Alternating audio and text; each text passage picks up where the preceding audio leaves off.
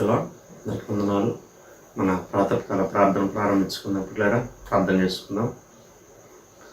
నీతి సూర్యుడా, న్యాయాధిపతి, మహాగణుడ, మహోన్నతుడ, కృపా సత్య సంపూర్ణుడ, మహేశయ మీకే స్తుతులు స్తోత్రాలు వందనాలు చేయించుకుంటున్నాం. నాయన దేవా మా తండ్రి, మాలో మాతో ఉండే దేవుడు స్తోత్రాలు చేయించుకుంటున్నాం. దేవా ఇంతవరకు మా జీవితాల్లో మీరు చేసినటువంటి మేలులు ఉపకారములన్నిటి కొరకు స్తోత్రాలు చేయించుకుంటున్నాం. ఇదిగో ప్రభా మరొకసారి మీ శ్రేష్టమైన ఘనమైన ఉన్నతమైన నామాన్ని దేవా మరి తండ్రి స్తుతించడానికి, గణపరచడానికి, అలాగూ మరి తండ్రి ప్రభా అయా మీ వాగ్దానాలు మేము పొందుకోవడానికి ఇచ్చినటువంటి ఈ మంచి సమయం కొరకు మీ స్తోత్రాలు చెల్లించుకుంటున్నాం. మేము పాడుకునే పాటను మా కొరకు దీవించమని ప్రార్థన చేస్తున్నాం. మా స్తుతుల మీద మీరు ఆశీర్వాదం ఉండమని ప్రార్థన చేస్తున్నాం. దేవా అలాగూ మరి తండ్రి ప్రభా ఆయన 91వ కీర్తన చదువుకునే సమయం అంతటిని మా కొరకు దీవించండి, ఆశీర్వదించండి. దేవా మీ వాక్కులు వాగ్దానాలు విశ్వాసంతో చదువుతూ ఉండగా దేవా గొప్పగా మా పక్షంగా, మా కుటుంబీకుల పక్షంగా, దేవా మరి తండ్రి సంఘ పక్షంగా, మా యొక్క దేశ రాష్ట్ర పక్షంగా మరి తండ్రి నాయన మీరు నెరవేర్చమని ప్రార్థన చేస్తున్నాం. మీ స్తోత్రం అన్ని విషయాల్లో మీరు సహాయం చేయండి. మరొకసారి నాయన ఈ వాక్యం ద్వారా మీరు మాతో మాట్లాడమని ప్రార్థన చేస్తున్నాం. మీ సేవకుల ద్వారా మీరు మాతో మాట్లాడమని ప్రార్థన చేస్తున్నాం. చివరి ప్రార్థన ఆశీర్వాదం వరకు మీ సన్నిధి మాకు తోడుగా ఉంచమని ప్రార్థన చేస్తున్నాం. మా ముందున్న సమయం అంతటిని మా కొరకు దీవించమని యేసయ్య నామములో స్తుతించి ప్రార్థన చేసి అడిగి వేడుకొంచున్నాం పరలోకపు తండ్రి, ఆమేన్. పాట పాడి దేవుని నామాన్ని పడదాం. షారోనాత్మి గీతాల నుంచి 145వ పాట పాడుకుందాం. 145వ పాట. ఓ యేసుని ప్రేమ ఎంతో మహనీయము, ఆకాశ తారా పర్వత సముద్ర ములకన్న గోపాది. ఓ యేసుని ప్రేమ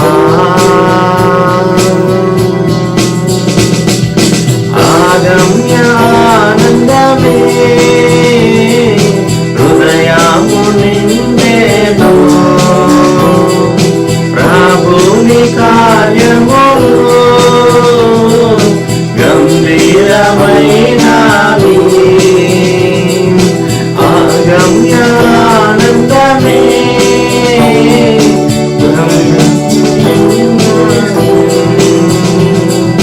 ప్రభుని కార్యములు గంభీరమైనవి. ప్రతి ఉదయ సాయంత్రములు స్తుతికి యోగ్యములు, స్తుతికి యోగ్యములు. ప్రతి ఉదయ సాయంత్రములు స్తుతికి యోగ్యములు, స్తుతికి యోగ్యములు. ఓ యేసుని ప్రేమ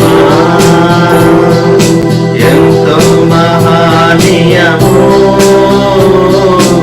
ఆకాశ తారా పర్వత సముద్ర పులకన్న గోపాది. ఓ యేసుని ప్రేమ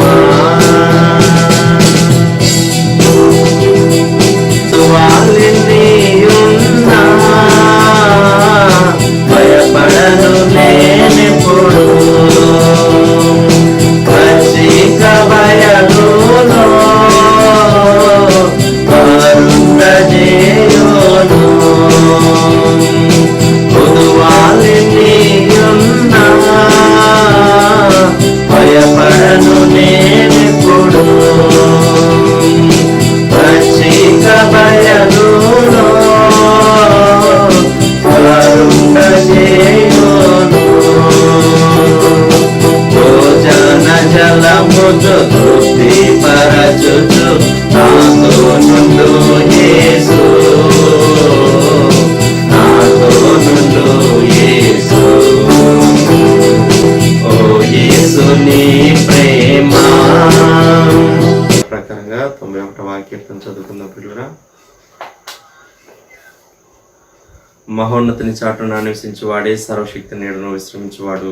మహోన్నతిని చాటును నివసించువాడే సర్వశక్తి నీడను విశ్రమించువాడు. ఆయనే నాకు ఆశ్రయము, నా కోట, నేను నమ్ముకున్న నా దేవుడని నేను యెహోవాను గురించి చెప్పుచున్నాను. ఆయనే నాకు ఆశ్రయము, నా కోట, నేను నమ్ముకున్న నా దేవుడని నేను యెహోవాను గురించి చెప్పుచున్నాను. వేటకాని ఊరిలో నుండి ఆయన నిన్ను విడిపించును, నాశనకరమైన తెగులు రాకుండా నిన్ను రక్షించును.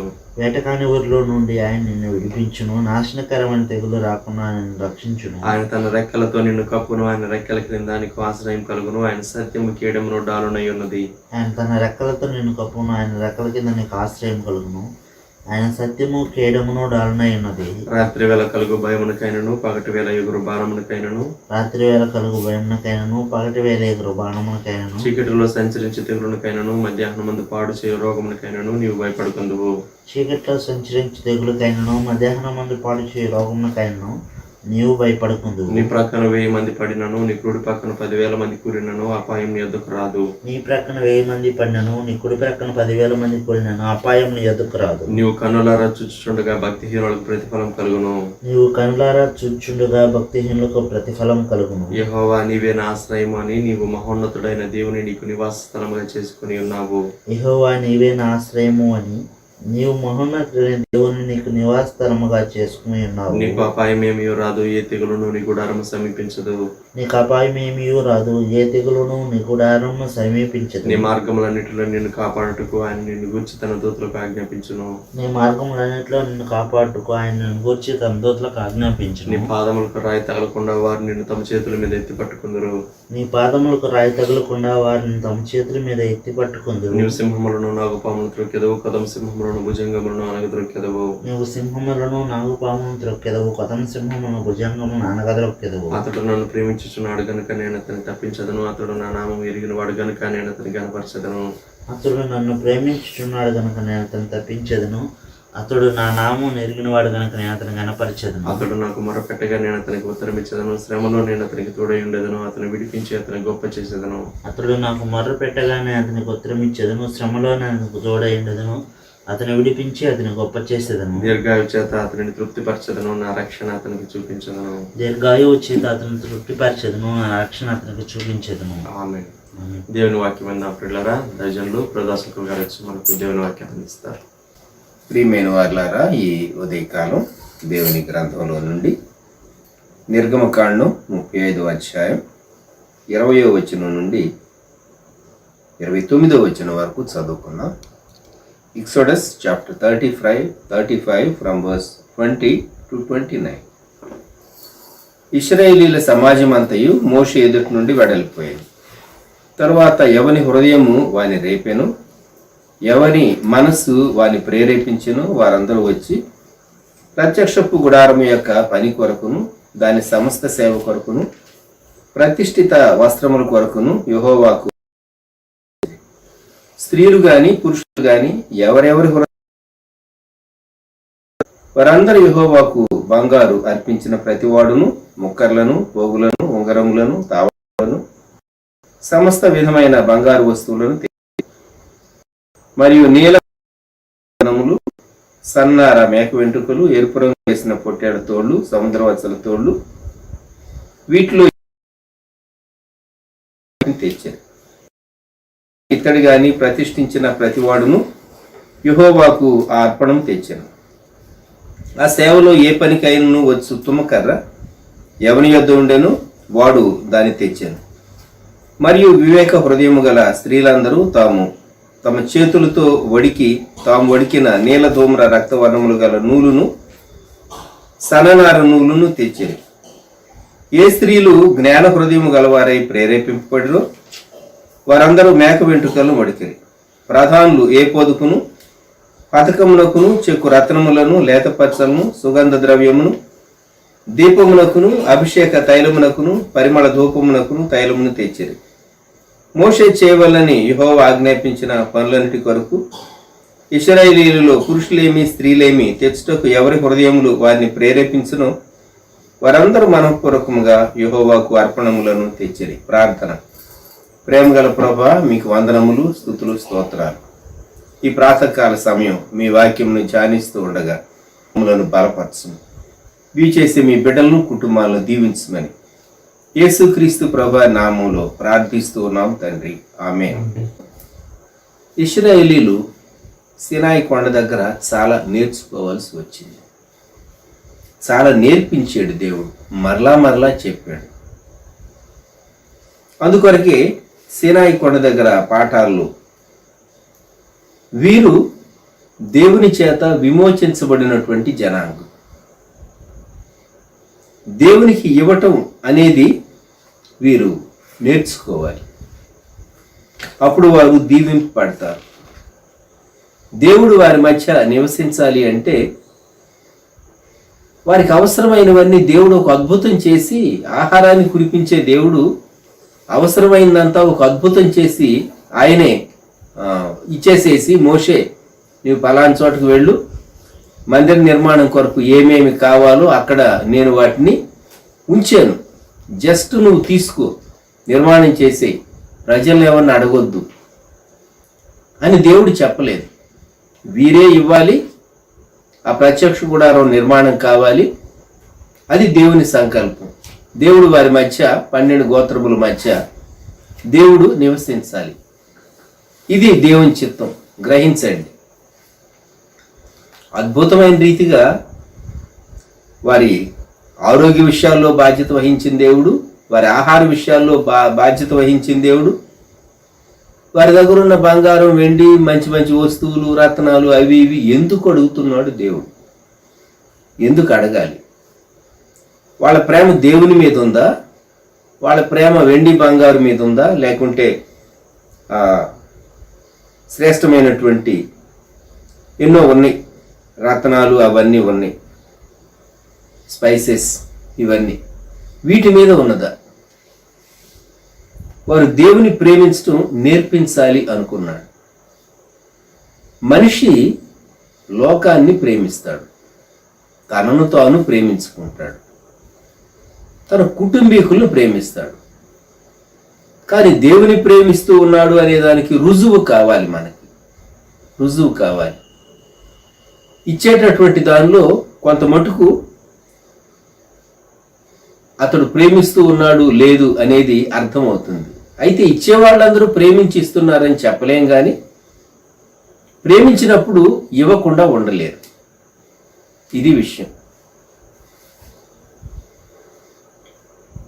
నిర్గమకాండం 35:21 వీరు తెచ్చినటువంటి అర్పణలను గూర్చి ఇంకా మనం ముందుకు వెళ్దాం. 35వ అధ్యాయంలో 5వ వచనంలో 4వ వచనంలో మోషే చెప్తున్నాడు, మరియు మోషే ఇశ్రాయేలీయులైన సర్వ సమాజముతో ఇట్లను యెహోవా ఆజ్ఞాపించినదేమనగా, 5వ వచనం, మీరు మీలో నుండి యెహోవాకు అర్పణము పోగు చేయండి. అర్పణం, ఆఫరింగ్. అయితే ఎట్లనగా బుద్ధి పుట్టిన ప్రతివాడు దేవుడు వారికి ఇచ్చినటువంటి ఇష్టము చొప్పున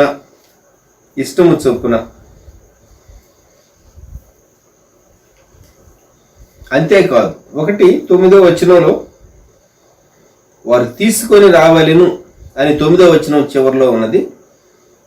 10వ వచనం చివరిలో లేక 10వ వచనంలో, మరియు వివేక హృదయులందరూ వచ్చి యెహోవా ఆజ్ఞాపించినవన్నీ చేయవలెను.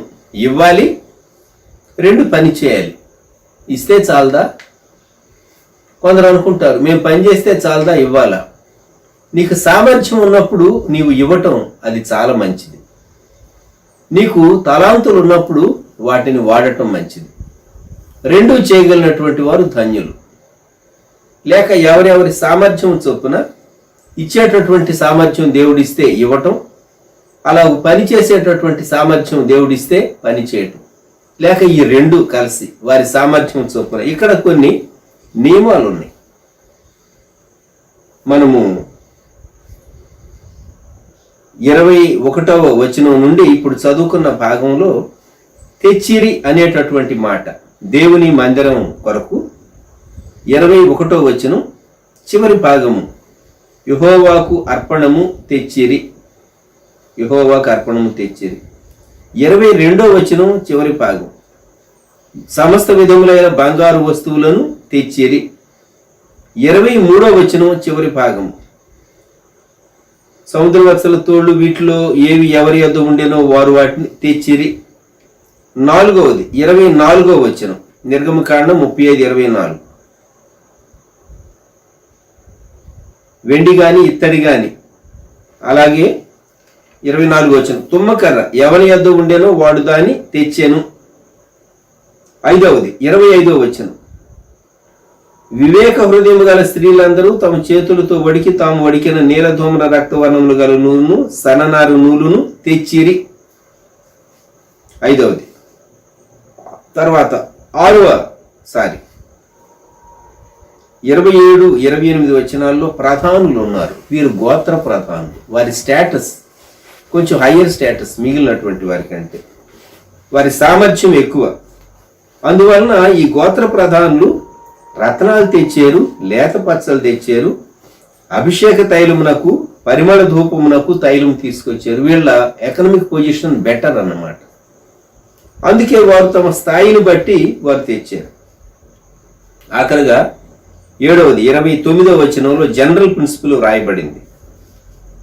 ఎవరి హృదయములు వారిని ప్రేరేపించునో వారందరూ మనఃపూర్వకముగా యెహోవాకు అర్పణములను తెచ్చిరి. మనఃపూర్వకముగా తెచ్చిరి. నీ మనస్సు దేవుడు చూస్తూ ఉన్నాడు. కొన్ని మార్లు మనకు సామర్థ్యం లేనప్పుడు మాత్రం నాకు దేవుడు అంటే చాలా ప్రేమ అండి, నాకు లేదు కాని బ్రదర్ ఉంటేనా ఎంత ఇచ్చుండేవాణ్ణో దేవునికి అంటా ఉంటాం. మనం లేదు కాబట్టి ఆ మాటలు మాట్లాడతాం. ఉన్నప్పుడు మాత్రం అది అనలే. ఒక పాశ్చాత్య దేశంలో ఒక ఇద్దరు వ్యక్తుల మధ్య సంభాషణ. ఒక వ్యక్తి రెండో వ్యక్తిని అడుగుతూ ఉన్నాడు, బిల్, నీకు 10 ఎద్దులు ఉంటే దేవునికి ఒక ఎద్దు ఇస్తావంటే, ఓ ఖచ్చితంగా ఇస్తానన్నాడు. మరి 10 పందులు నీకుంటే ఒక పంది ఇస్తావంటే, నేను ఎందుకు ఇవ్వగలను, నేను ఎందుకు ఇస్తాను, నాకుందు 10 పందులు అని నీకు తెలుసు, అవి ఇస్తే నాకెట్లా? లేని వాటిని గురించి అడిగితే ఇస్తానని తలూపినటువంటి వ్యక్తి ఉన్న వాటిని గురించి అడిగితే పందిలు దేవునికి అనిపించరులేండి. విషయం ఏంటంటే అది అమ్మి దేవుని కొరకు డబ్బు ఇవ్వటం. అతను ఏమన్నాడంటే, నా దగ్గర పందులే ఉన్నాయని నీకు తెలుసు కదా, అందుకే నువ్వు మాట్లాడుతున్నావు. లేక గోడ్స్ ఉన్నావు అనుకోండి, ఈ జంతువులు, జీవాలు తన దగ్గర ఉన్నటువంటి. కొన్ని మార్లు లేనప్పుడు నేను ఇచ్చిండేవాడిని అంటాడు మనిషి, ఉన్నప్పుడు మాత్రం చప్పుడు చేయడు, అంటే అనడు. ఎందువల్ల అంటే అది మానవుని యొక్క మనస్తత్వం. దేవుడు నాకు ఇవ్వాలి కానీ నేనేంటి దేవునికి ఇచ్చేది, నేను దరిద్రుణ్ణి కదా అనుకుంటాడు. నేను దరిద్రుణ్ణి అనే మాట హృదయం మీద రాసుకుంటాడు కాబట్టి అతడు దరిద్రుడుగానే ఉంటాడు. గుర్తుపెట్టుకోండి. దేవునికి ఇచ్చే విషయాల్లో మనం ఎప్పుడు దరిద్రులంగా ఉండకూడదు. ఖర్చు చేసుకోవటానికి లెక్కలు వేసుకోవచ్చేమో కానీ దేవుని కొరకు ఇచ్చే విషయాల్లో కొంతమంది కరెక్ట్గా దశంభాగం మాత్రమే వేస్తారు. చాలా మార్లు దేవునికి ఇచ్చే విషయాల్లో కొందరు కరెక్ట్గా దశంభాగం మంచిదే. ఇంకొక మాట చెప్తాను, కొందరు కవర్లో పెట్టేస్తారు, పేర్లు రాయరు. పేర్లు లేనటువంటి కవరు ఏమని ప్రార్థన చేయాలి? కవర్లో కొన్నిసార్లు కొంచెం ఎక్కువ మొత్తమే ఉంటుంది. నేను ఇలా ప్రార్థన చేస్తా, అపార్థం చేసుకోకండి. దేవా, ఈ అజ్ఞాత విశ్వాసి యొక్క అర్పణను అంగీకరించు. ఎందుకంటే వాళ్ళ పేరు తెలియదు కదా. అజ్ఞాత అంటే తెలియబడని, పేరు వెల్లడిపరచని. నా కాదండి, అజ్ఞాత. ఎందుకంటే మనం పేపర్లో చదువుతాం, అజ్ఞాత భక్తుడు హుండీలో ఏమేశారు, ఇన్ని లక్షలు వేసారు. క్రైస్తవ్యంలో మాత్రం అటువంటి అజ్ఞాత భక్తులు మీకు కనబడరు. గుర్తుపెట్టుకోండి, అజ్ఞాత భక్తులు అలా కనబడరు. సహజంగా అంత పెద్ద పెద్ద మొత్తాలు వేసేటటువంటి వారు కనబడరు. ఏదైనా సరే ఒక ప్రాజెక్టుకి వారు సంతోషంగా ముందుకు వచ్చి వారు ఇస్తారు. ఇచ్చేది కూడాను యాజ్ పర్ రూల్స్ వారు ట్రాన్స్ఫర్ చేస్తూ ఉంటారు. కానీ కొన్ని మతాల్లో ఇచ్చేటటువంటి భక్తులు, ఆ మత విశ్వాసాలకు చెందినటువంటి వారు చాలా పెద్ద మొత్తంలో ఇస్తూ ఉంటారు. ఆశ్చర్యం వేస్తూ ఉంటుంది. క్రైస్తవ్యంలో మరి అజ్ఞాతంగా ఇచ్చినా లేకుంటే మామూలుగా తెలియబడే రీతిగా ఇచ్చినా దేవుని కొరకు ధారాళంగా ఇవ్వటం అనేది 7 మార్లు తెచ్చిరి తెచ్చిరి తెచ్చిరి తెచ్చాను 24వ వచనంలో. మన దగ్గర ఉన్నది ఏదైనా సరే దేవునికి ఇచ్చే విషయాల్లో. ఇప్పుడు నూతన నిబంధనలోనికి వద్దాం. మనం పౌలు భక్తుడు కొరింథీ సంఘానికి వ్రాసినటువంటి 2వ పత్రికలో ఎక్కువగా ధ్యానం చెయ్యం మనం. ఎందుకు చేయము అంటే వీళ్ళకేం పని లేదండి, దేవునికి ఇవ్వాలని చెప్తూ ఉంటారు సేవకులు, పాస్టర్లు లేక దైవజనులు. వీళ్ళకి ఇదే పని. మేము ఎంత కష్టపడి సంపాదిస్తున్నామో చెమటోడ్చి అనుకుంటూ ఉంటారు చాలామంది సంపాదించేటటువంటి వారు, జాబ్ చేసేటటువంటి వారు. కానీ వాస్తవంగా నీవు జాబ్ చేయటానికి కృప అనుగ్రహిస్తూ ఉన్నది దేవుడే. నీవు సంపాదించినటువంటి దానిలో దేవునికి ఇచ్చే విషయాల్లో మన వైఖరి ఎలాగుండాలో 2 కొరింథీ 8వ అధ్యాయంలో 9వ అధ్యాయంలో 7 నియమాలు నేను మీకు జ్ఞాపకం చేస్తాను. సంవత్సరానికి ఒక్కసారి మాత్రమే నేను ఇచ్చుటను గురించి గత సంవత్సరాల్లో చెప్పేవాడిని. ఇక్కడ కాదు, హైదరాబాద్లో ఉన్నప్పుడు. అది చెప్పిన తర్వాత నేను ఏమనేవాడిని అంటే, సిలబస్ చెప్పవలసింది సంవత్సరానికి ఒకసారి ఇచ్చుటను గురించి చెప్పాలి కాబట్టి సిలబస్ చెప్పేసేసాను, ఇక మళ్ళీ ఈ టాపిక్ నేను టచ్ చేయను అని చెప్పేవాడిని.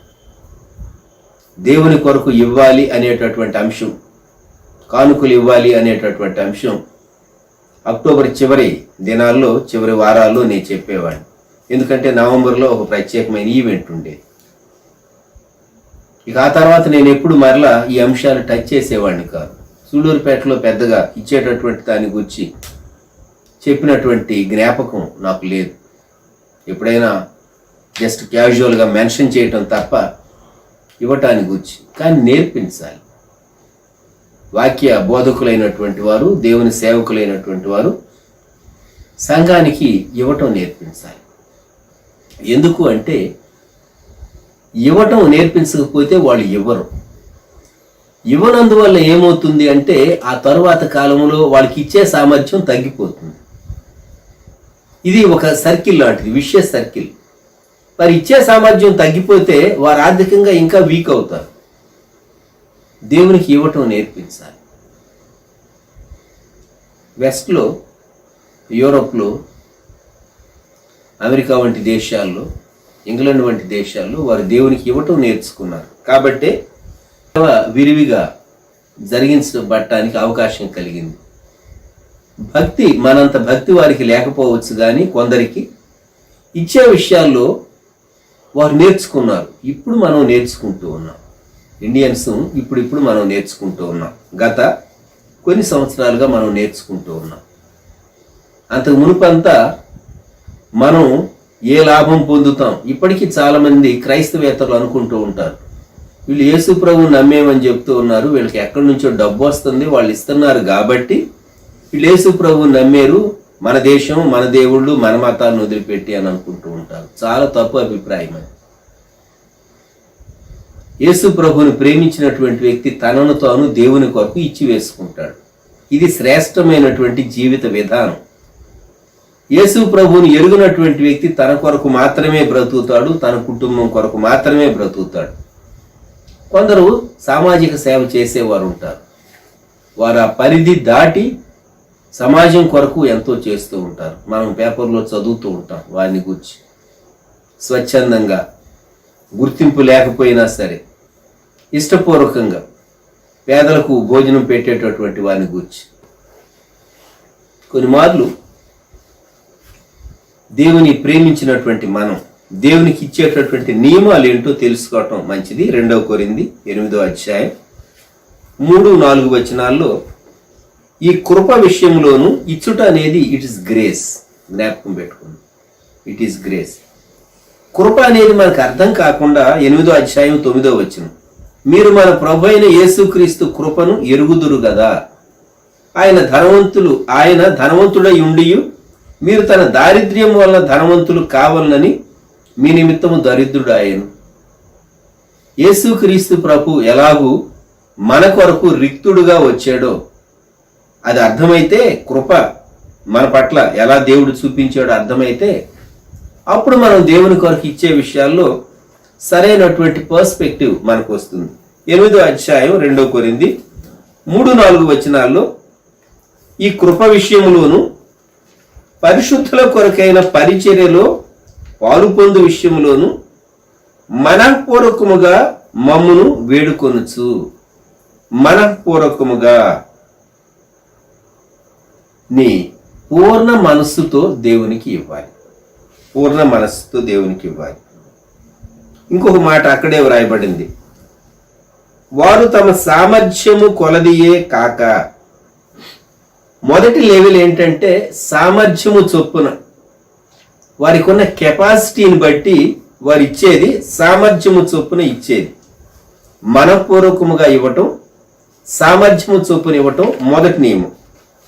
రెండో నియమం ఏంటంటే సామర్థ్యము కంటే ఎక్కువ ఇవ్వటం. వారు తమ సామర్థ్యము కొలదియే కాక సామర్థ్యము కంటే ఎక్కువగాను తమంతట తామే ఇచ్చిరని మీకు సాక్ష్యం ఇస్తున్నాను. సామర్థ్యం కంటే ఎక్కువ ఒక వ్యక్తి ఎలాగ ఇవ్వగలడు? ఒక ప్రశ్న. ఇప్పుడు నాకు వచ్చే జీతం 1000 రూపాయలు అనుకుందాం. 100 రూపాయలు ఇస్తాను దేవుని కొరకు, లేదు 110 రూపాయలు ఇస్తాను, 120 రూపాయలు ఇచ్చాను అనుకుందాం. సామర్థ్యం కంటే ఎక్కువ నేను ఎలాగ ఇవ్వగలను? నా జీవితంలో నేను ఒక అనుభవం చెప్తాను. 1990వ సంవత్సరంలో అనుకుంటాను, ఒక పరిచర్య కొరకు ఇవ్వాలని నాకు బలమైన ప్రేరణ ఉన్నది.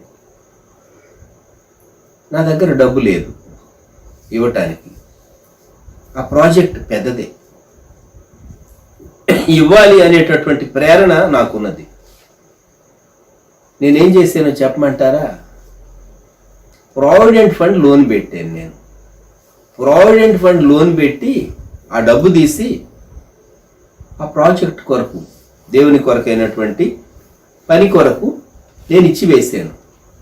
సామర్థ్యము కంటే ఎక్కువ ఇవ్వటం అంటే దాని అర్థం అది. నీ దగ్గర ఉంటే ఇవ్వటం వేరు, నీ సామర్థ్యము కంటే దేవుని కొరకు అప్పు చేసి ఇవ్వలేనా అని అనిపించింది నాకు. దేవుని కొరకు అప్పు చేసి ఇవ్వలే. మనకు ప్రాణాపాయం వచ్చింది. తెలుగులో సామెత ఏంటంటే, తల తాకట్టు పెట్టైన అప్పు తెచ్చి మెడికల్ బిల్లు కడతారు, హాస్పిటల్లో కడతారు, ప్రాణాన్ని కాపాడుకోవటానికి ప్రయాసపడతారు. మరి మనకు కలిగేటటువంటి ఆపదల్లో, ఇబ్బందుల్లో మెడికల్ ఎక్స్పెన్సెస్ మీట్ అవటానికి ఎంతన్నా తెగిస్తామే, దేవుని కొరకు ఎంతైనా తెగించి నేను చేస్తాను అనే మనస్సు ఎంతమందికి ఉన్నది? నేను ఆలోచించి నేను లోన్ అప్లై చేస్తాను. లోన్ అప్లై చేసి పెద్ద అమౌంట్ ఇచ్చేసేస్తాను. దేవుడు నాకు ఆ కృప అనుగ్రహించాడు. సామర్థ్యము కంటే ఎక్కువ ఇవ్వటం అంటే దాని అర్థం అది. ఇచ్చేటటువంటి గివర్స్ను గూర్చి ఒక కథ ఉన్నది. దాతలు 3 రకాలు అని. కొంతమంది ఏమో చెకుముకి రాతి లాంటి వారు, కొందరేమో స్పంజ్ లాంటి వాళ్ళు, కొంతమంది ఏమో తేనె పట్టు హనీకూమ్ లాంటి వాళ్ళని. చెకుముకి రాయి, రాతి మీద రాయిని కొడితే కొట్టగా కొట్టగా కొట్టగా స్పార్క్ వస్తుంది. కొంచెం దానిలో నుండి మంట లాంటిది వస్తుంది, స్పార్క్. చెకుముకి రాయి ఒకప్పుడు ఫైర్ తయారు చేయటానికి చెకుముకి రాతిని వాడి ఆ రాతి మీద రాతిని కొడితే అప్పుడు కాటనో ఏదో అంటుకునేది. అప్పుడు వారు మండించేవారు. అడగ్గా అడగ్గా అడగ్గా ఇచ్చేటటువంటి దాతలను ఆ కేటగిరీతో పోల్చారు. కొందరు స్పాంజితో పోల్చారు. స్పాంజ్ ఏం చేస్తుందంటే, మీరు నీళ్ళల్లో పెడితే వాటర్ను బాగా పీల్చుకుంటుంది. మీరు స్పాంజిని ప్రెస్ చేసే కొలది స్పాంజి ఇస్తూ ఉంటుంది వాటర్. స్పాంజిని మీరు ప్రెస్ చేయాలి. కొంతమందిని బలవంత పెడితే కానీ వాళ్ళు దేవుని కొరకు ఇవ్వరు. బలవంత పెట్టి మూడవ కేటగిరీ ఉన్నారు. తేనె పట్టు నిండినప్పుడు డ్రాప్స్ అని చక్కగా తేనె పట్టు ఇచ్చేసేస్తుంది, ఎవరు అడగకుండానే. మూడవ కేటగిరీకి చెందినటువంటి దాతలు తేనె పట్టు వంటి వారు శ్రేష్టమైన వారు ఉత్తములు. ఈ స్పంజ్ కేటగిరీ మధ్యములు. వీరున్నారే చెకుముకి రాయి వంటి ఇచ్చారు కదండి, ఎస్ఎస్ ఇచ్చారు. అడగ్గా లోకంలో మనుషులు నిజంగా దేవుని కొరకు ఇవ్వాలనేటటువంటి మంచి మనసు ఉండుంటే మనం ఇంకా కొంచెం బెటర్ వరల్డ్ మనము సామాజికంగా క్రియేట్ చేసి ఉండగలిగేవాళ్ళం. ఇప్పుడు ప్రభుత్వాలు చాలా పనులు చేస్తూ ఉన్నాయి. ఒకప్పుడు ప్రభుత్వాలు ఇది శ్రేయ కార్యక్రమాలు ప్రభుత్వాలు చేపట్టలేదు. ఇప్పుడు ప్రభుత్వాలు ఎన్నో రెస్పాన్సిబిలిటీస్ తీసుకుని ఎన్నో స్కీమ్స్ పెట్టి ఎన్నో ప్రణాళికలు పెట్టి ఎంతో చేస్తూ ఉన్నారు అనేక దేశాలు, అనేక రాష్ట్రాల్లో, మన దేశంలో సహా. 4వ నియమంలోనికి వెళ్తాను. 2 కొరింథీ 8వ అధ్యాయం 12వ వచనం. మొదట ఒకడు సిద్ధమైన మనస్సు కలిగి ఉంటే, సిద్ధమైన మనస్సు కలిమి కొలదియే ఇచ్చినది ప్రీతికరమగును. తనకున్న దానిని బట్టి కలిమి కొలది. కలిమి అంటే ఆస్తి లేక సంపద. కలిమి కొలది. కొన్ని మార్లు మీరు బస్ స్టాండ్లోనూ రైల్వే స్టేషన్లోనూ ఉన్నప్పుడు బెగ్గర్స్ మీ దగ్గరకు వస్తారు. మీ వైఖరి చూచి వారు సహాయం అడుగుతారు, చేయి చాపుతారు. మీరు ఏదో కాయిన్ ₹1, ₹2, ₹5 కాయిన్ వేసారనుకోండి, మామూలుగా వెళ్తారు. అదే ₹10 నోట్ ఇచ్చారనుకోండి, చాలా హ్యాపీగా ఫీల్ అవుతారు కదా. కలిమి కొలది. మనం మనకున్న స్థితిని బట్టి ఇవ్వటం. ఇది 4వ నియమం. దేవునికి ఇచ్చే విషయాల్లో కలిమి కొలది ఇవ్వటం. 5వ నియమం 9వ అధ్యాయం 2 కొరింథీ 5వ వచనం. కావున లోగడ ఇచ్చేదమని మీరు చెప్పిన ధర్మము పిసినితనముగా అయ్యక ధారాళముగా ఇవ్వవలెను. ధారాళముగా లిబరల్గా ఇవ్వటం. దేవుని కొరకు లిబరల్గా ఇవ్వటం. కొంతమంది తమ కొరకు ఎంతైనా ఖర్చు పెట్టుకుంటారు. దేవుని కొరకు ఇవ్వాలి అంటే కొంతమంది లెక్కలేస్తారు. కొంతమంది నేను ఇవ్వకపోతే ఏమండి, దేవుడు చాలా సంపన్నుడు కదా, ఆయన అనుకున్నది ఆయన ఎలాగన్నా చేసుకుంటాడు, నేను ఇవ్వకపోతే ఏమిటి అని అనుకుంటారు. దేవుడు వారికి ఇవ్వాలన్న దీవెన వారు పోగొట్టుకుంటారు. జ్ఞాపకం పెట్టుకోండి. తరువాత 6వ నియమం 9వ అధ్యాయం 6వ వచనం. కొంచెముగా విత్తువాడు కొంచెముగా పంట పోయిను, సమృద్ధిగా విత్తువాడు సమృద్ధిగా పంట పోయిను. The principle of sowing and reaping. ఇది మనం ఈ నియమాన్ని నేర్చుకోవాలి. Principle of sowing and reaping. నీవు దేవుని కొరకు ఎంత విత్తేవు, నువ్వు ఎంత పంట ఎక్స్పెక్ట్ చేస్తున్నావు? 30 అంతలు, 60 అంతలు, 100 అంతలు అని మాత్రమే ఉన్నది కానీ 200 అంతలు, 500 అంతలు, 1000 అంతలు, ఒక గింజ విత్తితే 1000 గింజలు రావు. దానికి ఒక లెక్క అనేది ఉన్నది. ఒక వరి చేలో ఉండేటటువంటి వరి కంకి తీసుకుని దానికి ఎన్ని గింజలు ఉన్నాయి, గ్రెయిన్స్ లెక్క వేయండి. ఒక లెక్క ఉంటుంది. ప్రకృతిలో విత్తుట కోయుట అనేటటువంటి నియమం ఉన్నది. దేవుని కొరకు కూడాను మనము ఇవ్వటం. మనం సమృద్ధిగా విత్తితే మనం సమృద్ధి అయినటువంటి పంటకు వస్తాం. మీరు అనుకోవచ్చు, వీళ్ళు ఇవ్వటాన్ని గురించి భలే చెప్తారండి, వీళ్ళు ఎప్పుడన్నా చేశారా అని సైతాను మీ చెవిలో వచ్చి ఒక మాట చెప్తూ ఉంటుంది. 1996 లేక 1997 సంవత్సరంలో నేను నా భార్య మరి భాను గారు మేము చేసినటువంటి ఒక ఎక్సర్సైజ్ నేను చెప్తాను. 96 లేక 1997 టు బి ష్యూర్, మేము ఒక సంఘము వారి యొక్క ఒక ప్రాజెక్టు కొరకు, ఒక ప్రత్యేకమైనటువంటి పని కొరకు ఒక అర్పణ ఇవ్వాలి. అది క్యాష్ రూపంలో ఇవ్వచ్చు, లేక ఫెయిత్ ప్రామిస్ రూపంలో కూడా మేము మా ఫెయిత్ ప్రామిస్ రాసి ఆఫరింగ్ బాక్స్లో వేయచ్చు. సరే, మేమిద్దరం డిస్కస్ చేసుకున్నాం, ప్రేయర్ చేసుకున్న తర్వాత తాను అడిగారు, ఏమండి నా పేరు మీద అలాంటి చోట ఒక స్థలం ఉన్నది కదా, దాని విలువ ఎంత అని. దాని విలువ ఎంతో నేను చెప్పాను. చెప్పిన తర్వాత కొంతసేపటి తర్వాత నేను ఈ ప్రాజెక్ట్ కొరకు నేను ఇవ్వబోతున్న అమౌంట్ ఇంత అని చెప్పేసేసి నేను అనౌన్స్ చేశాను తనతో. తాను అన్నది, ఇదిగో నా ఫెయిత్ ప్రామిస్ ఇంత అని చెప్పింది. తీసుకుని చూచాను, నాకున్న తనకు 10 రెట్లు తేడా ఉంది. నేను అన్నాను, మీరు ఇంత అమౌంట్ మీరు ఎలాగూ ఇవ్వగలరు అంటే అది అమ్మేసేయండి, నా పేరు మీద ఉన్నది కదా, అది అమ్మేసేయండి, ఇచ్చేసేయండి అన్నది.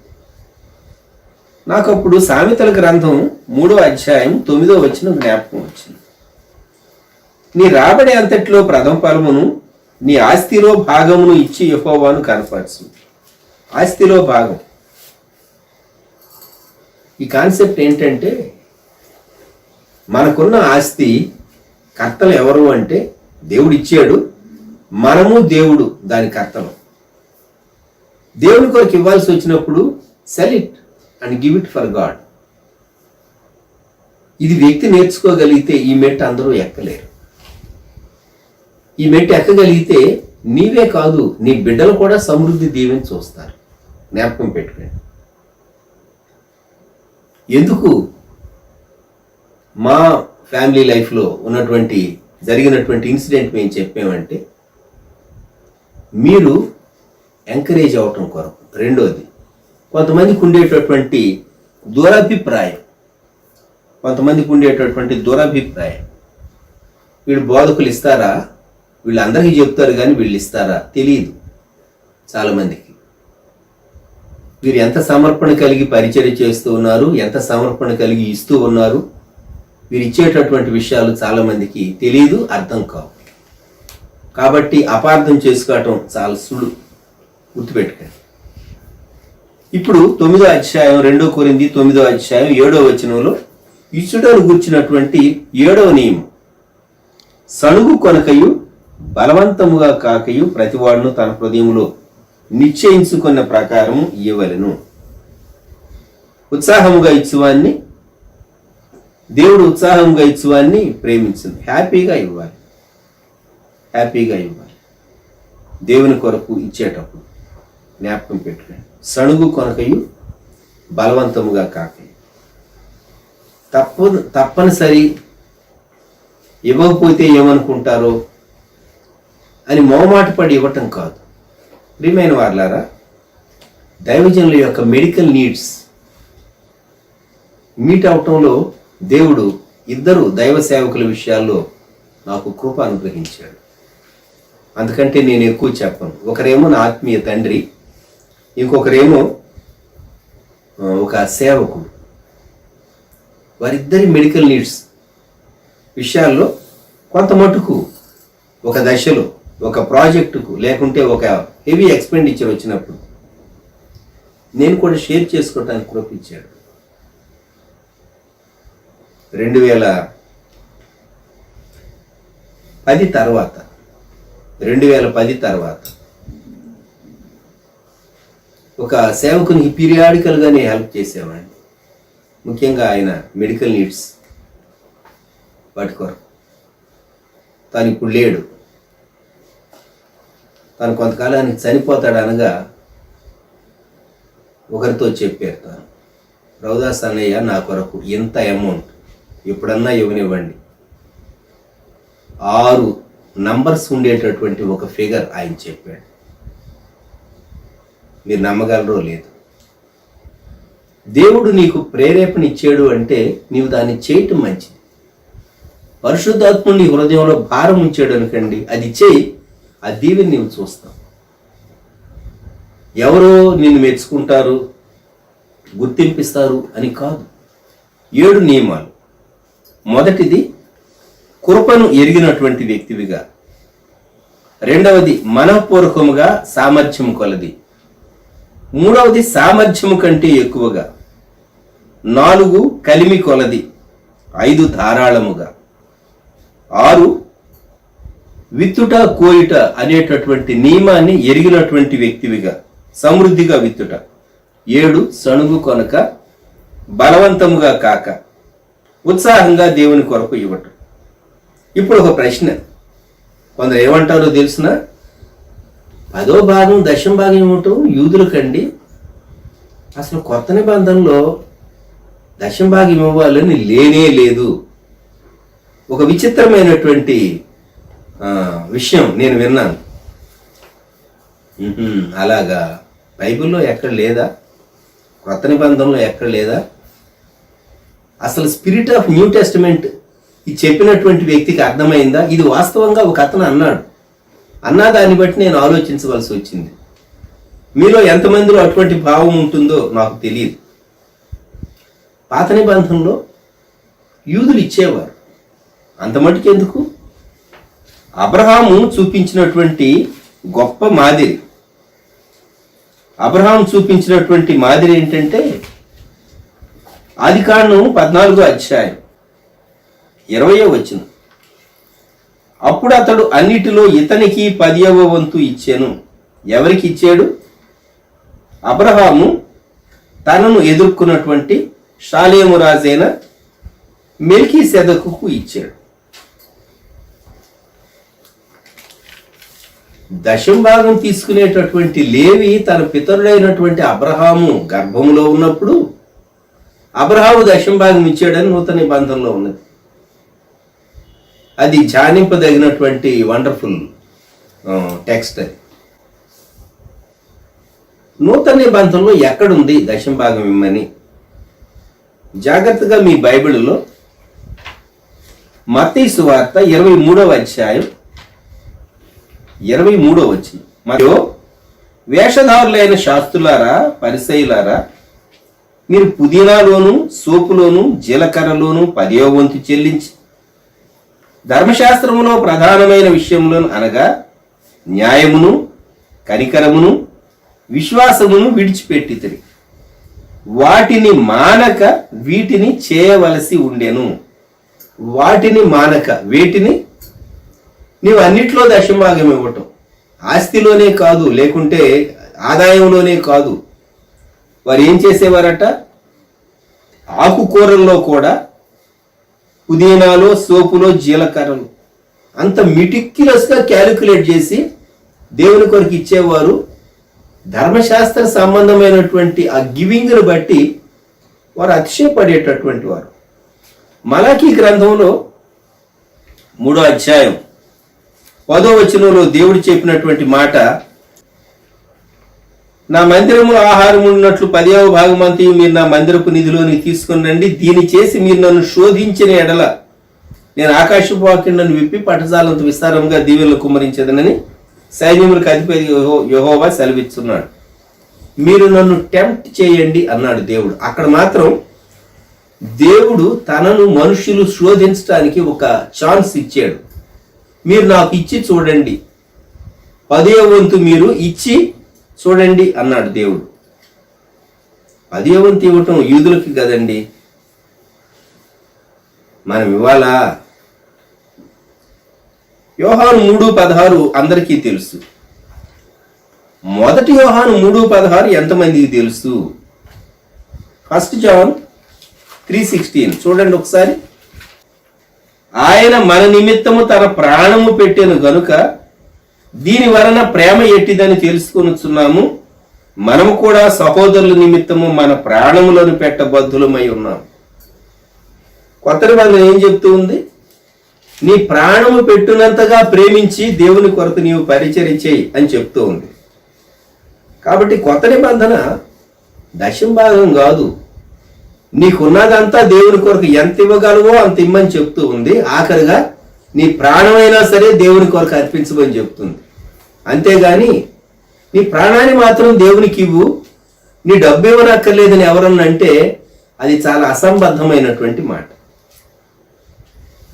దైవజనుడు మోయిస్ గారు ఒక విషయం చెప్పేవాళ్ళు. ఆయన వాచ్మెన్ ఈ గారట, ఎవరైనా ఫలాని ధనికుడు మారు మనసు పొందాడని వాచ్మెన్ ఈ గారికి ఎవరైనా వచ్చి చెప్తే, చైనాలో గొప్ప భక్తుడు వాచ్మెన్ ఈ గారు ఒక ప్రశ్న వేసేవాడట, ఆ ధనికుడు మారు మనసు పొందాడా, అతని డబ్బు మారు మనసు పొందిందా అని అడిగేవాడట. డబ్బుకు మారు మనసు ఏంటండి? మనిషి పాపం ఒప్పుకుంటాడు, యేసయ్యను హృదయంలో చేర్చుకున్నానని చెప్తాడు, కానీ దేవుని కొరకు ఇచ్చే విషయాల్లో మాత్రం ఆ పాత స్వభావం, స్ట్రింజెంట్ నేచర్ ఉన్నదే, పిసినారితనం. నీ సొంతం కొరకు ఖర్చు పెట్టుకునే దాంట్లో పిసినారిగా ఉండు. దేవుని కొరకు ఇచ్చే విషయాల్లో నువ్వు పిసినారిగా ఉంటే పరలోకంలో నీకేం దొరుకుతుంది? కొంతమంది 1000 రూపాయల నోట్లు, 500 నోట్లు ఎక్కడెక్కడో మడిచి కట్టగట్టి ఎక్కడో పెట్టుకున్నారు. పుస్తకాల్లోనో, బీరువాల్లోనో, చీరల్లోనో, వాటిల్లోనో, వీటిల్లోనో, రహస్య స్థలాల్లోనో ఎక్కడో పెట్టుకున్నారు, మర్చిపోయారు. డిమానిటైజేషన్ వచ్చింది, మార్చుకునే గడువు అయిపోయింది. ఇప్పుడు ఆ నోట్లు బయటపడిన తర్వాత వాటిని చూసి నువ్వు దుఃఖపడతావా, సంతోషపడతావా? చెప్పండి. ఎందుకంటే ఆ కరెన్సీ చల్లది, ఇప్పుడు అది దానికి ఇప్పుడు విలువ లేదు. అంతేకాదు, ఆ నోట్లు ఇన్ని కంటే ఎక్కువ కలిగి ఉంటాం నేరం అని కూడా ఒకసారి ఒక రూల్ వచ్చింది. అందుకని కొంతమంది పడేసేసారు. తర్వాతి కాలాలు కొంతమంది డిమానిటైజేషన్ పీరియడ్లో కొంతమంది వీధుల్లో పడేసేసారు. ఎవరో ఒకళ్ళు దొరికిన వాళ్ళు తీసుకెళ్ళి మార్చుకుంటారులే అని చెప్పి భూ సంబంధమైనటువంటి ఆస్తిని పరలోకం కొరకు ఎలా ట్రాన్స్ఫర్ చేయాలి, ఇది ఒక వండర్ఫుల్ సబ్జెక్ట్. దేవుని కొరకు ఇచ్చుట అనేది. కీర్తన గ్రంథం 50వ కీర్తనలో, నేను త్వరగా ముగిస్తాను, 50వ కీర్తనలో ఇక్కడ దేవుడు మనుషులకు ప్రశ్న వేస్తూ ఉన్నాడు. చూడండి, 50వ కీర్తన 8వ వచనం నుండి ఈ మాటలు చదువుతాను. మొదటి వచనంలో దేవాదేవుడైన యెహోవా ఆజ్ఞయించుచున్నాడు అని ఉన్నది. 8వ వచనం, నీ బల్ల విషయమై నేను నిన్ను గద్దించట్లేదు, నీ దహన బలు నిత్యము నా ఎదుట కనబడుచున్నవి. నీ ఇంట నుండి కోడినైనను నీ మందులో నుండి పొట్టేళ్లనైనను నేను తీసుకొను. అడవి మృగములన్నీయు, 1000 కొండల మీది పశువులన్నీయు నావే కదా. కొండల్లోని పక్షులన్నింటినీ నేను ఎరుగుదును, పొలముల్లోని పశువాదులు నా వశమై ఉన్నవి. లోకమును దాని పరిపూర్ణతయు నావే. నేను ఆకలి గొన్నను నీతో చెప్పను, వృషభముల మాంసము నేను తిందునా, పొట్టేళ్ల రక్తము త్రాగుదునా. దేవునికి స్తుతియాగము చేయు, దేవునికి స్తుతియాగము చేయు. దేవుడు అంటూ ఉన్నాడు, నీవిచ్చేది నేను తీసుకుంటానా? ఎందుకని? నీ అర్పణలు నేను వాటిని గూర్చి నాకు అక్కర్లా, నీ మందలో నుండి పొట్టేళ్లను నేను తీసుకొను. 9వ వచనం, ఎందుకు దేవా? వారు భక్తిహీనులు. 16వ వచనం, భక్తిహీనులతో దేవుడు ఇట్లు సెలవిస్తున్నాడు, నా కట్టడలు వివరించడానికి నీకేం పని, నా నిబంధన నీ నోట వచ్చించేదివేమి, దిద్దుబాటు నీకు అసహ్యము కదా. నీవు నా మాటలు నీ వెనుకకు త్రోసివేస్తావు, నీవు దొంగను చూచినప్పుడు వారితో ఏకీవించదు, వ్యభిచారులతో నీవు సాంగత్యం చేసేది. నీ జీవితం దేవునికి అంగీకారమైందిగా లేకుండా నీవు తెచ్చే అర్పణ దేవుడు ఎలాగ అంగీకరిస్తాడు? దైవజనులు భగత్ సింగ్ గారు, ఆయన ఆదివారం వాక్య పరిచర్య తరువాత చివరిలో కానుకలు వేసే సమయంలో ఆయన ఈ మాట చెప్పేవారు, మీరు మారు మనసు పొందిన వారు అయితేనే కానుక పెట్టి దగ్గరకు రండి అని. 1971, 72 సంవత్సరాలు, 71 కంటే 72, 73 సంవత్సరాలు గుంటూరులో కనవారి తోట మొదటి లేన్లో అక్కడున్న ప్రార్థనా మందిరం పేరు సియోను. ఆ సియోను మందిరానికి నేనున్నటువంటి బిల్డింగ్ పైన ఫస్ట్ ఫ్లోర్లో నేను ఉండేవాడిని. ఒకే ఒక బిల్డింగ్ అడ్డం ఉండేది. అక్కడ మందిరంలో వచ్చిన వారు కూడా మా కిటికీలో నుండి చూస్తే కనబడేవారు. వాళ్ళు పాటలు పాడుతూ ఉంటే నా గదిలోనికి వినబడేది. అది 3 గదులు ఉన్నటువంటి పైన పెద్ద పోర్షను. నేను మా అన్నగారు ఉండేవారు. నేను పీజీ చేసేటప్పుడు గుంటూరులో ఏయూ పీజీ సెంటర్లో పీజీ చేసేటప్పుడు కనవారి తోట మొదటి లేన్లో ఉండేవాడిని. మొదటిసారిగా 72వ సంవత్సరం దైవజనుడు భక్సింగ్ గారు వచ్చారని తెలిస్తే వాక్యం వినటానికి వెళ్ళాను నేను సియోనుకు.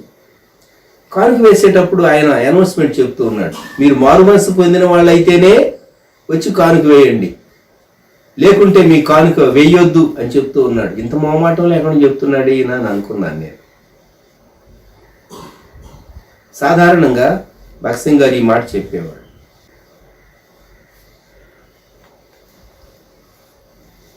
దేవుని ప్రజలు దేవుని కృపను ఎరిగినటువంటి వారుగా దేవుని కొరకు ఇవ్వాలి. జ్ఞాపకం పెట్టుకోండి. నాకు ఎప్పటి నుంచో ఒక ఆశ ఉండేది, కానీ దేవుని ఆత్మ మాత్రం నాకు పర్మిషన్ ఇవ్వాల. నాకు ఆశ ఏంటంటే అపోస్తల కార్యం 8వ అధ్యాయం 20వ వచనంలో ఒక చక్కని మాట ఉన్నది. ఈ సందర్భం ఏంటంటే గారడీ చేసే సీమోను పేతురు యోహానును చూచి వారు చేతుల నుంచి ప్రార్థన చేసినప్పుడు పరిశుద్ధాత్మ వచ్చిందని గమనించి 9వ వచనం వాళ్ళ ముందు డబ్బు పెట్టి, నేను ఎవరి మీద చేతులు ఉంచుతునో వాడు పరిశుద్ధాత్మను పొందినట్లు ఈ అధికారము నాకు ఈడని అడిగాను. అపోస్తల కార్యం 8:20. అందుకు పేతురు, నీవు ద్రవ్యమిచ్చి దేవుని వరము సంపాదించుకొందునని తలంచుకొనినందున నీ వెండి నీతో కూడా నశించునుగాక.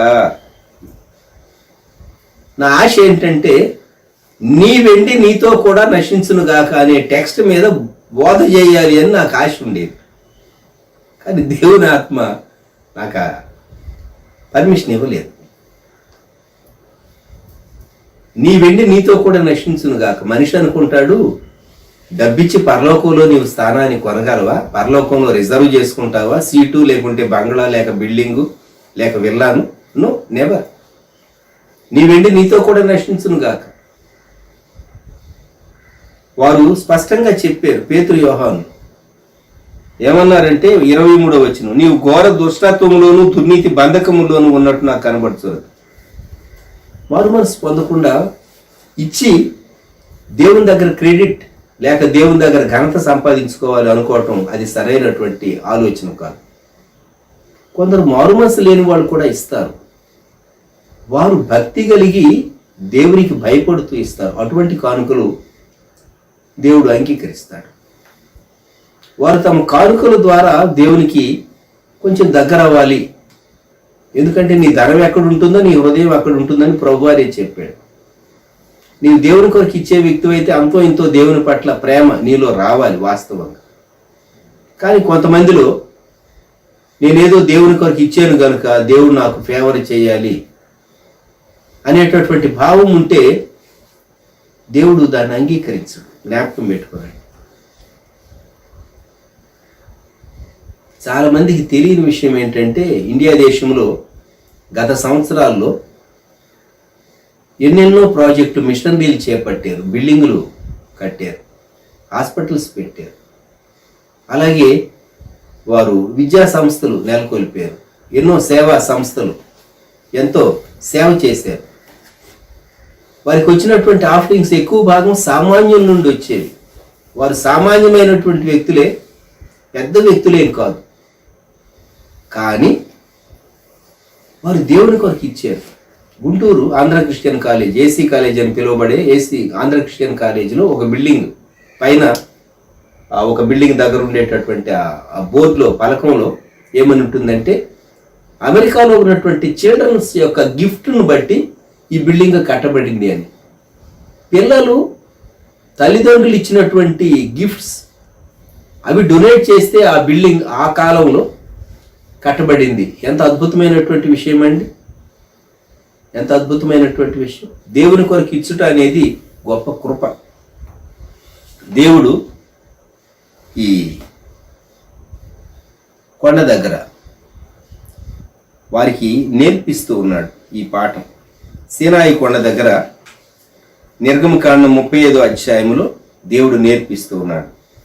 మనం కూడా నేర్చుకోవటానికి, దేవుని కొరకు ఇవ్వటానికి, మొదట మన హృదయాలను ఇవ్వటానికి, ఆ తర్వాత మన అర్పణలు ఇవ్వటానికి, దశంభాగం ఇచ్చి నేను చాలా ఇచ్చానని మనం కాళ్ళు ఎత్తకుండా దేవుని కొరకు ఇచ్చుట, కృపను ఎరిగినటువంటి వారంగా సమృద్ధిగా విత్తటం, ఆస్తిలో భాగం ఇవ్వటం అంటే ఏంటో ఎరిగినటువంటి వారు దేవుని సమృద్ధి దీవెని చూడగలరు. ఇచ్చుట మాత్రమే కాదు, దేవుడు తమకి ఇచ్చినటువంటి స్కిల్స్ వారు చాలా చక్కగా వాటిని ఉపయోగించి మందిరాన్ని నిర్మాణం చేశారు. అర్థం చేసుకుందాం, తలలు వరచండి. ప్రేమ కలిగిన మా ప్రియ పరలోకమందున్న మా తండ్రి, మహాగణుడా, మహోన్నతుడా, మీ స్తోత్రాలు వందనాలు చెల్లించుకుంటున్నాను ఆయన. దేవా, నిర్గమకాండంలో నుంచి అనేక విషయాలు దేవా మా తండ్రి మీ సేవకుల ద్వారా, మీ వాక్యం ద్వారా మీరు మాతో మాట్లాడిన విధానం అంతటి కొరకు మీ స్తోత్రాలు వందనాలు చెల్లించుకుంటున్నాం. అవును ప్రభా, మా తండ్రి ఇశ్రాయేల్ ప్రజలను ప్రభా మా తండ్రి వారి యొక్క ప్రతి అక్కర అవసరత తీర్చినటువంటి మీరు, దేవా మా తండ్రి ఆకాశం నుంచి మన్నాను కురిపించినటువంటి మీరు, దేవా మా తండ్రి ప్రభా వారికి పూరేళ్ళు అనుగ్రహించినటువంటి దేవుడవు, దేవా మరి తండ్రి బండలో నుంచి నీళ్లు ఉచితంగా అనుగ్రహించినటువంటి దేవుడవు, దేవా ప్రభా మరి నాయన ప్రత్యక్షపు గుడారం నిర్మాణం విషయమై మాత్రం నాయన దేవా వారు కలిగి ఉన్నటువంటి దేవా వస్తువులు వారు దేవా మరి తండ్రి తీసుకుని రావాలని, అర్పణలు దేవా మరి తండ్రి ఇవ్వాలని, దేవత దాని ద్వారా మరి తండ్రి ప్రత్యక్షపు గుడారం నిర్మాణం చేయబడాలని దేవా మీరు ఉద్దేశించారు, మీరు ఆశించారు, మీరు తలంచారు. దేవా దాని ద్వారా వారిలో ఉండేటువంటి ప్రేమ దేవా మరి తండ్రి అవన్నీ బయలుపడుతుందని దేవా మీరు మాతో మాట్లాడిన విధానం అంతటి కొరకు స్తోత్రాలు వందనాలు చేయించుకుంటున్నాం ప్రభా. అవును తండ్రి నాయన, మరి ప్రభా మేము అర్పణలు మాత్రమే ఇచ్చేవారం మాత్రం కాకుండా ప్రభా మా తలాంతులు కూడా ప్రభా మరి తండ్రి నాయన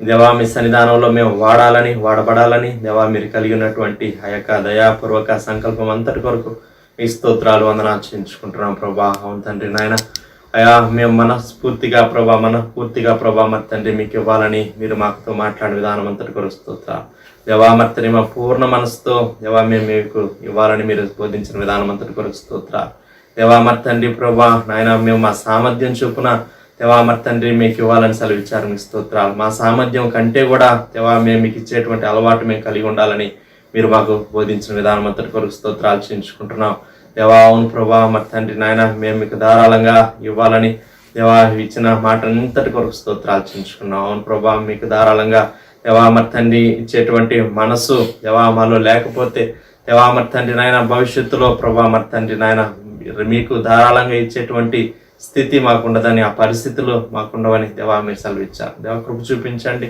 దేవా, మాకు నేర్పించమని ప్రార్థన చేస్తున్నాం. సమస్త విషయాల మీరే సహాయం చేయండి, మీ రీతిగా మీకు ఇవ్వడానికి సహాయం చేయండి ఆయన. అలాగే మరి నాయన అయా మరి స్పాంజ్ లాగా ప్రభా మేము ఉండకూడదని చెప్పారు. అవును ప్రభా నాయన బలవంతం చేస్తేనే కానీ దేవా మీకు ఇచ్చేటువంటి మనస్తత్వం మాలో లేకుండా సహాయం చేయమని ప్రార్థన చేస్తున్నాం ఆయన. తేనె పట్టు యొక్క మంచి స్వభావం మీరు మాకు అనుగ్రహించమని ప్రార్థన చేస్తున్నాం దేవా మరి తండ్రి నాయన. ఎలాగైతే ధారాళంగా తేనె అనుగ్రహిస్తుందో దేవా ప్రభా మరి ధారాళంగా మీకు ఇచ్చేటువంటి మనస్తత్వం మా అందరూ కూడా మీరు కలుగు చేయమని ప్రార్థన చేస్తున్నాం. మీకు స్తోత్రాలు కృప చూపించండి ఆయన. అవును ప్రభా నీవు ఏది విత్తుతావో అదే కోస్తావు అని సెలవిచ్చారు. మీకు వందనాలు చేయించుకుంటున్నావు. అవును ప్రభా మరి తండ్రి నాయన ఎంతగా మరి తండ్రి మీకు దేవా మరి తండ్రి ఇస్తాము దేవా అంతగా మేము దీవించబడతామని, అంతగా మరి తండ్రి మీ దగ్గర నుంచి పొందుకుంటామని మీరు సెలవిచ్చారు. ఓ ప్రభా మరి తండ్రి అయా మేము కొంచెంగా విత్తితే కొంచెంగానే కోస్తామని, అధికంగా విత్తితే అధికంగా కోస్తామని దేవా మీరు ఇచ్చిన మాట అందరి కొరకు స్తోత్రాలు ఆయన. కృప చూపించండి.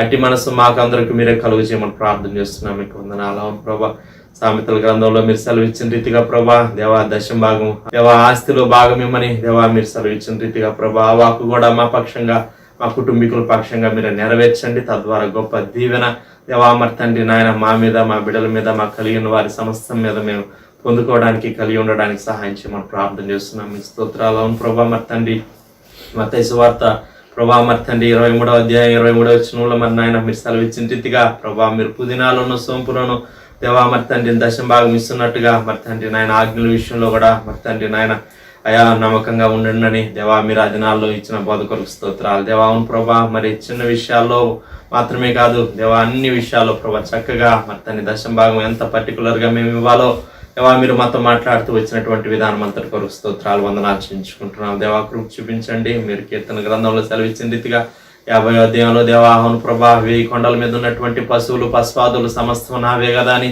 దేవా మీరు సెలవిస్తున్నారు దేవా. కృప చూపించండి ఆయన దేవా. మరి తండ్రి నాయన మీకు ధారాళంగా ఇచ్చే మనసు మాకు కలుగు చేయమని ప్రార్థన చేస్తున్నాను ఆయన. యోహాను రాసిన మొదటి పత్రికలో ప్రభా మీరు సెలవిచ్చిన రీతిగా ఓ ప్రభా మరి తండ్రి నాయన ప్రాణాన్ని సైతం దేవా మరి తండ్రి మా పూర్వీకులు పితరులు ఇచ్చినటువంటి రీతిగా దేవా మనం యువబద్దులో ఉన్నామని సెలవిచ్చారు. ఓ నాయన మరి తండ్రి ప్రభా అయా మీ కొరకు మేము ఎంతో ఖర్చు చేయాల్సినటువంటి వారంగా ఉన్నాం దేవా. అనేక విషయాలు దేవా మీ సేవకుల ద్వారా దేవా మీ సేవకుని యొక్క అనుభవాల ద్వారా దేవా మీరు మాతో మాట్లాడినటువంటి విధానం అంతటి కొరకు మీ స్తోత్రాలు వందనాలు దేవా. మరి తండ్రి విన్న వాకు మా హృదయాల్లో నీరు కట్టి ఫలింపజేయమని ప్రార్థన చేస్తున్నాం.